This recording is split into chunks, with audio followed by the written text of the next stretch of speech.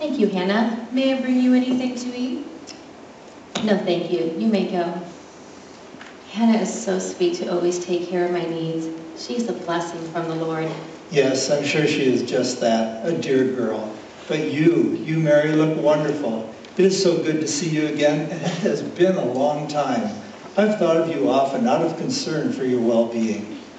Yes, it has been some time since we last met. You were with Paul, traveling with him years ago.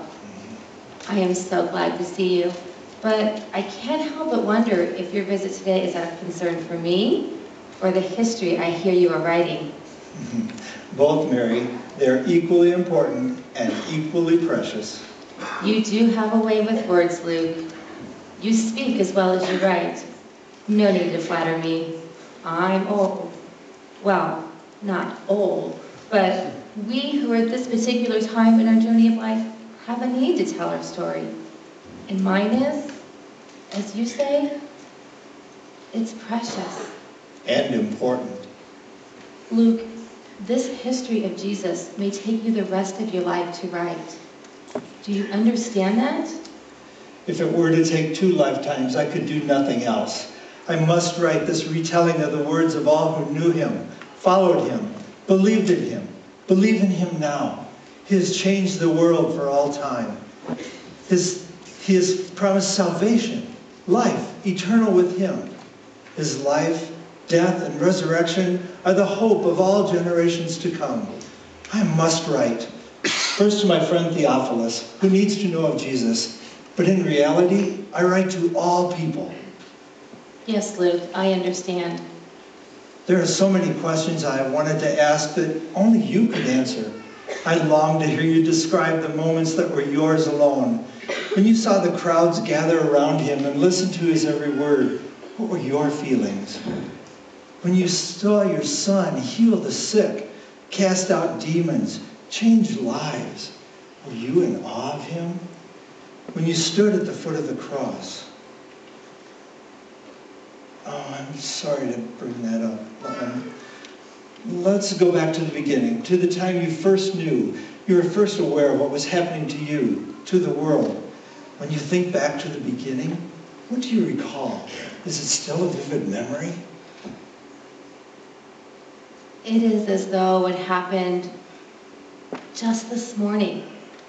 See if you can imagine it as I tell you. Yes, the start of all these events was... Well, before we begin with my personal experience, first let's begin with the announcement from God to my cousin Elizabeth's husband, Zechariah. He was a priest chosen to go to the temple to burn incense.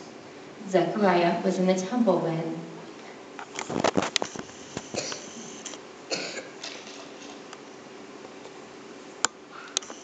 Don't be afraid, Zechariah. God has heard your prayers. Your wife, Elizabeth, will bear a son by you, and you must name him John. You are going to leap like a gazelle for joy. Not only you, but many people will delight in his birth. Your son will be a great servant of the Lord, for the power of the Holy Spirit will be with him from the time he is born. John will lead many people in Israel back to the Lord their God. He will herald God's arrival in the style and strength of Elijah. He will soften the hearts of parents to their children, and people who now disobey God will begin to think as they ought to. He will be a great servant of the Lord. Do you expect me to believe this? I'm an old man and my wife an old woman. I am Gabriel. I stand in the presence of God, and I have been sent especially to bring you this good news. But because you won't believe me, you'll be unable to say a word until the day of your son's birth.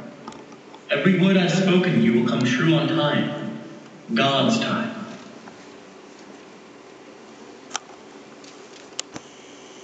And the baby was born, and Zechariah, he could speak again. He was able to say that his son would be named John. John the Baptist, who proclaimed the coming of Messiah.